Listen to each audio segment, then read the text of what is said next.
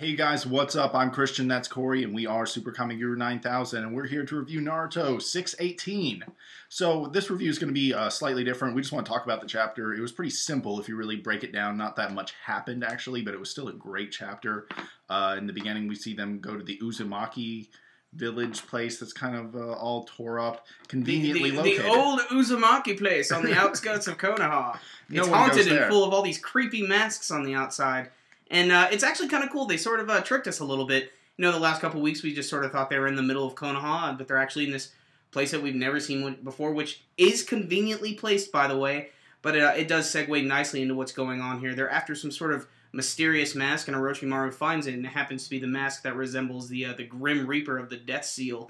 And it looks really cool here, and then they eventually make their way into the outskirts and into the middle of Konoha, and we get this really cool scene where Sasuke runs up onto this giant building, and he gets a good view of Konoha. And this is a cool scene because this is the first time that he's actually been back since, you know, he bitch-slapped Sakura, his would-be girlfriend, and now he's back with some good intentions of reviving some dead people. Pending charges. Yeah.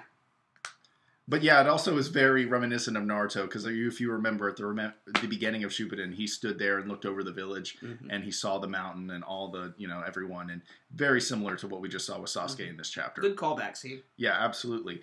And then they make their way all the way to the secret Uchiha tablets, which, you know... They're all over the place. You know? I guess. The Uchiha have these little hideouts all over the place. And I guess this is why Orochimaru needs Sasuke as well, because he needs his eyes to be able to open this door. And it leads down into this weird little place, which is like every other hideout. It's just got a few candles and this weird slab with all this writing all over it. And that's when they go into this weird ceremony where Orochimaru goes on to explain, what I'm going to do is I'm going to put this mask on, and I'm going to become possessed, basically, by this Grim Reaper. When that happens, I'm going to disembowel myself. When that happens, I'll be able to get my arms back. And essentially what happens is he's doing all this while he's explaining it, by the way, so it's kind of crazy. So he literally disembowels himself, and all of these spirits start flying out of his body, and Orochimaru gets his arm abilities back, which is pretty cool. This is the first time he's actually wanted to get them. And it actually speaks a lot for his character. It shows how smart he is, because he's clearly been wanting to get his arms back for a long time, and it's cool that he actually knew the secret to get them back.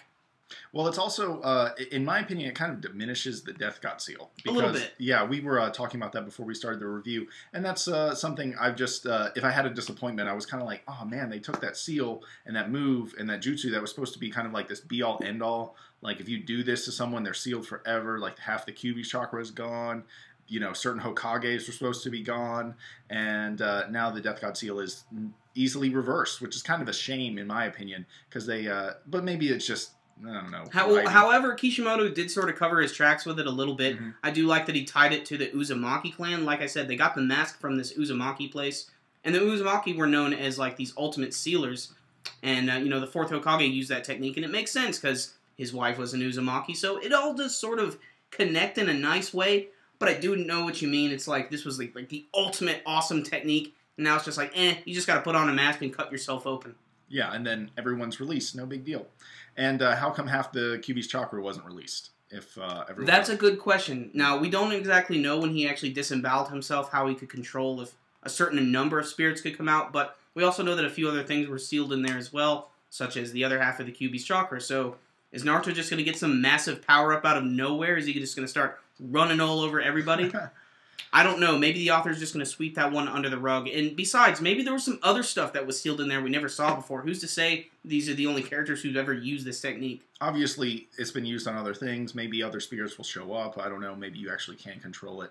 Also, the Zetsus were the vessel for all these Edo Tensei zombies, so that's something that we saw. And also, we saw Orochimaru go inside of one of them. It looks like it's like taking over his body. It happens at the very end, right before all these Kages come back to life. I didn't notice it the first time. It's kind of a smaller panel, isn't it? Yeah, it's not like a full page spread of like half of his face being Zetsu. It's actually, well, it's a pretty decent panel because when you actually see it for the first time, it's happening right as he's doing the Edo Tensei technique. You can see Orochimaru's like weird true form starting to come out of his mouth. Blech. And then it goes into that one Zetsu body that I think Suigetsu is holding on to. You can actually see Suigetsu's like got its mouth open and everything. It's real creepy looking. And in that final panel, you can see that Orochimaru, half of his face is Zetsu. It's even got that weird little Zuzu thing like right above his head.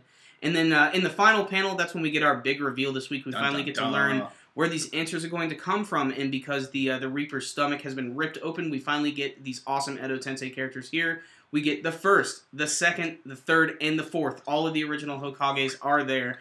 And this is a huge event, and I gotta admit, that final panel is really cool looking. It's kind of hard not to like that panel with all the Kages standing there looking all badass. It was definitely our thumbnail. Yeah. I wonder if that's going to be our thumbnail this week. I wonder if that's going to be everyone's thumbnail this week. But it's kind of hard not to like that one, guys. It looks so cool, and I really can't wait to see what Sasuke's going to get from these characters.